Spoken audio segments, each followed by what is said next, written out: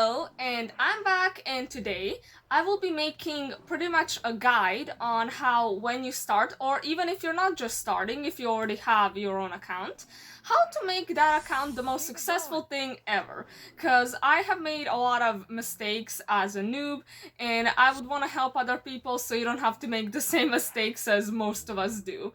So before that, just to say, I'm so grateful that I got above 1,000 subscribers. It's crazy. The funniest thing is, I got to 1,000 when my 100th video was out, and it was also one day before my 1 year anniversary since I started YouTube. So that was quite interesting. That is a cool fact that I'm always gonna remember. But anyways, let's just get into it. So when you start, you should first obviously play through the main quest. I'm not gonna be really showing that, doesn't really matter.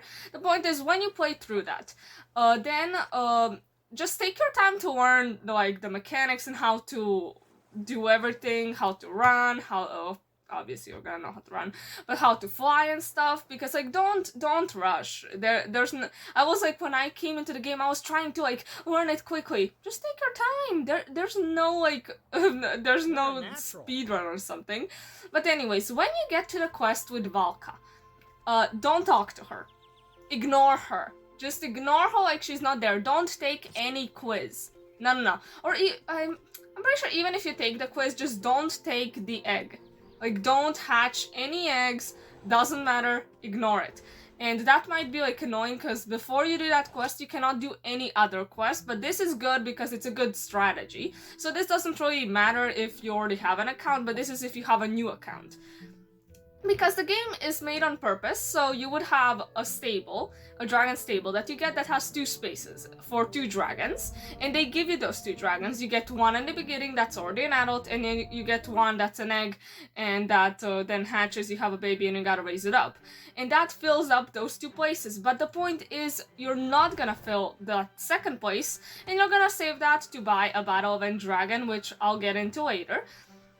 The point is, in this video I'm gonna be talking about a lot of videos I made previously, so if I remember I'll link them all in the description, but you can also just go on my channel and go on playlists, and I have a playlist on tips on School of Dragons, which I made a lot of videos on the basic things that are very useful, like how to get gems, how to get dragons. Some of those videos are a bit older, so a few things have changed since then, but not enough for me to make an updated video. So just watch that. I mean, it's not that old, it's 1 year ago, but some things have changed since then. So now, the first thing you gotta do is take your already adult dragon, and you're gonna have to learn how to do battle events. So battle events are the main thing in this game. For me at least, they're the main resource, because why would you buy gems if you don't have to? That's the point. You gotta learn battle events. So watch my video on, I made pretty much 3 already videos on explaining how to do, what is the best dragon, what's the best tactic, and just in general, what's the best thing for battle events. And you gotta learn that because that's gonna be very useful. And with pretty much any dragon you can get gold. That's the point. I mean, I personally got not the best dragon for battle events, I gotta say. It's not the best. The other ones are a bit better. I got a Shockjaw, and there are 4 different dragons that you can get. You can also get a Rumblehorn, a Flightmare, and a Sandwraith. And I'm pretty sure all those other 3 are better, as much as I've tried. The point is, first battle event I got silver, second battle event I got gold, and third I got I got gold, but I was on the last place. So the point is, this is quite hard, and that's the problem pretty much, because I already know how to play battle events. I've played a lot of them, so it takes a lot of practice. It will probably take you longer than what it did to me, because I already know how to do battle events. If you already know how to do battle events, that's great, and if you already have a battle event dragon, then you don't really care about this part. But this part is important because battle events give you gems, and gems are necessary to buy one or the other 2. There are 2 battle event dragons that I explained in my video, what is the best dragon for battle events. I would recommend watching that one. And I conclude that the best ones are the Thunderdrum and the Skaldron. And the point is, Thunderdrum is cheaper, but the tactic with the Thunderdrum is harder. So it really depends, are you going to choose I have a video on all the tactics, so you should probably watch that as well. This is gonna be a lot of like, watch this, watch that, because there's no point for me to explain something I already explained. So the point is, there are two main tactics on how to play battle events, and each dragon is good for a different one. So it really depends, do you want an easier tactic but you're gonna have to get more gems, or do you want a harder tactic but less gems? Depends what makes more sense to you. Obviously, other things, it's not just battle events, you gotta get other things as well. For example, I think the three main things are gems, gold, and food. And how to acquire, so gems you're gonna get from battle events. Food you're gonna have to get, but before you can get food you need coins. And coins are, I mean gold or whatever, coins, yeah, they are very easy to get, but there's many ways. I didn't make a video about that because I don't really see a point. They're very easy to get. Like, for example, go to flight school and then redo each level. But actually I figured out one thing that you can do. If you go to flight school and you fly with your own dragon, it's eventually gonna get tired and it's gonna need food, and you can't like, because you gotta redo. You gotta always like redo the same level because, you know, the first levels are very easy. So if you just redo them again and again and again, you're gonna get a lot of coins for that. But the point is your dragon gets tired eventually and you can't use it anymore. But then there's actually a very cool thing you can do, and you can go to flight school and choose a different dragon, not yours, because you can choose other dragons that you can fly with. So like, for example, I was using Hook Fang. So for example, that dragon does not get tired. So you can literally do that level infinitely, as much as I've got from that. So that's amazing, unless at one point you know you gotta stop. Don't worry, it's not the end of the world, just like redo another level. But that's a very good way of getting coins. There's many other ways. There are Fireball Frenzy, but don't do that. There are Dragon Tactics, which are kind of hard. Well, I'm not even sure, can you do Dragon Tactics before you do the quest with Valka? The point is, if you don't do the quest in Valka, you can't do any other quest. So keep that in mind, you're gonna have to wait until you get the Battle Event Dragon. Then you gotta set up your farm. So on the farm, there are like quests that you can complete. You can like put some things and then get coins for that. Like, you gotta collect some different things on that task list. The point is, just keep in mind the farm can be very glitchy. I remember first time I ever got my farm, I was like, I'm never going there again. It was so annoying. I really do hate farms, honestly. I think the worst thing is when chickens, like, they kind of get into each other, so you can't really feed them, or it's so annoying. I mean, you can, but it's very annoying.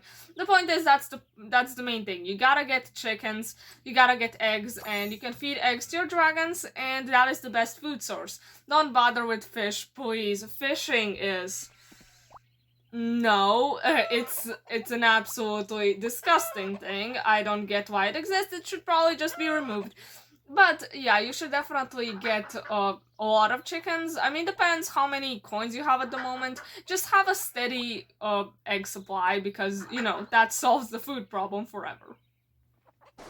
So obviously in my video on how to get dragons, I did say, yeah, watch those videos that you have, that if you have the game on your phone, definitely watch that video. You can watch it every hour, 3 times a day, so 30 gems for free, and always make sure to log in. But I said that in that video, so I'm not sure why I'm repeating myself. So now when I in total got 5 battle event gold chests, which gold ones are the best ones. Honestly, I've noticed before that actually silver is worse than bronze. Like, bronze, you usually get better things than silver, so either be like very good or very bad, because silver actually sucks more than bronze. I don't get it. That's not supposed to be that way, but it is. So yeah, when I was opening the 5 chests, I did get enough gems. That's the point. Battle events, you never know how many you're gonna get. You can get a lot of gems, you can get no gems. That's the whole point. And you can get coins and stuff, and it is pretty useful. And you have a chance of getting a stable, which would solve everything, but it's not a high chance. But mostly when I do make videos on opening battle event chests, I usually get like 1 stable per, like, I don't actually know, but like around 50 battle event chests. It's not very common to get a stable. So I decided to go for the Thunder Drum because I know how to do both tactics. I kind of prefer the Skuldron tactic, but because it's like you don't really need to focus a lot, but I said that in the video. The point is I bought the Thunder Drum because it's cheaper, and on the end I got 305 gems, which is quite a lot. It was very nice. I mean, because I had those from what you get in the beginning. In the beginning you get some gems, and then you watch the videos and all of that.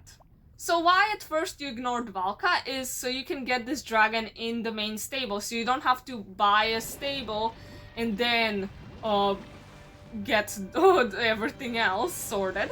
So yeah, that's why we kind of ignored her, like she doesn't exist. So once that your dragon is hatched, you can then do the quest with Valka, and after you do that quest, that dragon that you get for free, like one of the 4 main dragons, is just not gonna have a home. You're not gonna be able to use it, so like that kind of sucks, but you can eventually get a farm, I mean not a farm, another stable so that dragon can be somewhere, but before that it can't, so like all the places are filled. So to age up my Thunder Drum, I decided to go with the cutting trees tactic, because it's the most repetitive thing ever, and it takes quite a lot of time, but it's easy. You just need to repeat the same thing over and over again. You can just put some headphones, do something else, just ignore whatever, and I mean, you're gonna need a lot of food for that tactic, as I explained in my video on how to age up your dragons. So yeah, that's the point of the chicken farm, so it can supply you with eggs forever.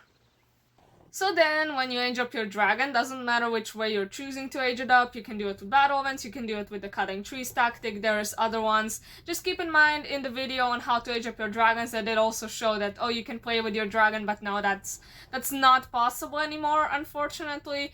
But I mean, it's not the point is, it's kind of sad, because you never get to appreciate something until you lose it, and now I'm sad that we don't have that, but before I didn't care. So now that you have the adult dragon for battle events, you're pretty much set. You can just do battle events, you can do other things to get gems as well. There's plenty of things. I mean, there's not that many things that you can use, but there is enough. I also made a video on how to get gems in events. So if you're watching this in some of the events, you can still get them. They're all limited in some ways. But the point is, what I would recommend is always have at least 1,000 gems with you. Look at it this way. Those gems are not for spending. You have 1,000 gems that are locked. You can't use them because, look at it this way. When there's something, for example, limited, or something that is like, there was the Nightlight sale. And there was plenty of things in there that were limited time that you couldn't get outside of that, I think 1 week, or maybe it was 2 weeks, I'm not entirely sure. The point is, you can't get that many gems I mean, you can if you play a lot of battle events and if you get lucky with what you get from the chests, but otherwise, I always have at least 1,000 gems with me.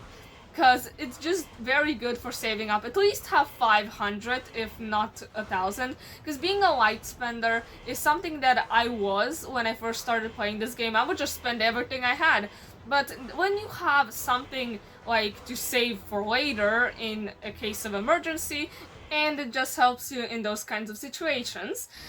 Okay, and that would be pretty much it. I hope you enjoyed this video. I hope it helped, and bye.